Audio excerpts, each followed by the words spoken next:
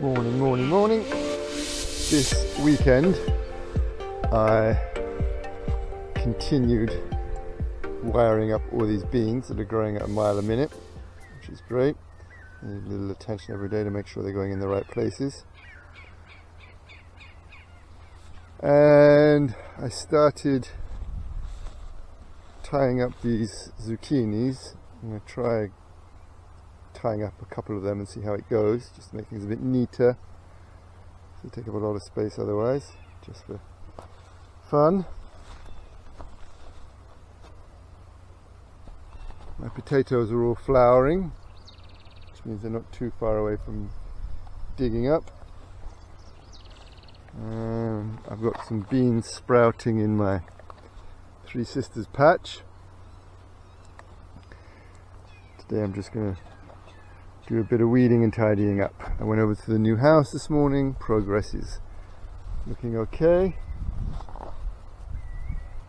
bit by bit.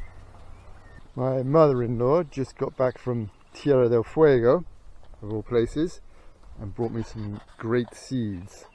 Some rhubarb, some lovage, some mizuna, and one other thing I think, but all cool weather crops, so I gotta plant those when the weather gets cooler. And also the lovage and the rhubarb are perennials, so they'll have to go into the new house, which is a kilometre and a half that way. I'm gonna find a good spot for them.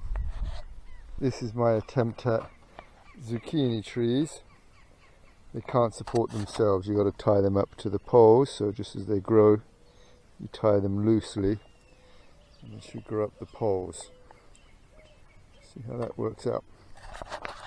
Last year all of my potatoes got killed by something called the Florida blister beetle, which is this little grey semi-soft beetle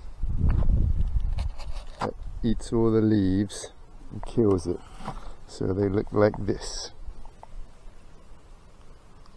I thought I was getting away with it this year, but the last couple of days I've started to see them as the weather gets hot, I guess, and I'm finding dead potato plants, and if I look, when you touch them they drop to the ground. But I keep finding the occasional one here and there, which is a shame because the potatoes are just flowering, which means they're going to start setting potatoes. I just dug one up. There's little tiny marble sized potatoes, but that's it. I don't see any now, but they're in here, little buggers. I don't think I'm going to be able to get there's one. I'm not going to be able to get to civilization soon enough. I try to squash them, dropped him, and leave them on the plant as a warning to others. That hasn't worked, but I'm going to try some diatomaceous earth. That didn't work before. I don't think I'm going to be able to get to civilization soon enough to get anything else that might work.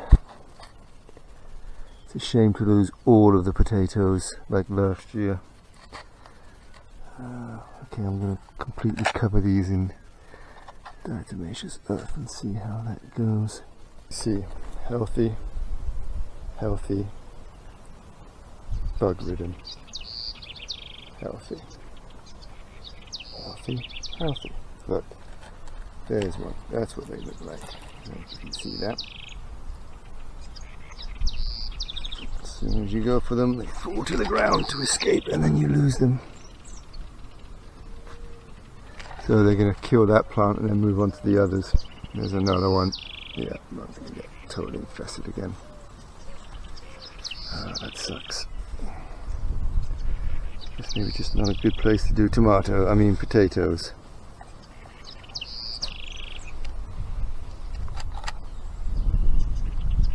Bummer. Today I kept going with the trellising. Seems like a half hour every morning right now as these things grow.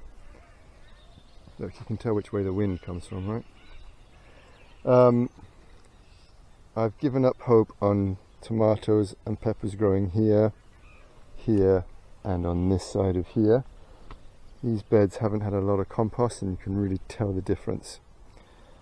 Now, I just cut some arugula, rucola, and I poured a couple of spring onions and some lettuce. I have my first squash flowers coming in down there. Those are for some kind of pumpkin kind of thing. And this is broccoli. I'm going to put all these pods off so I have broccoli seeds for next year. I've been waiting a long time for this. Broccoli takes a long time to make seeds. And then I'm going to water, and that's it for the day.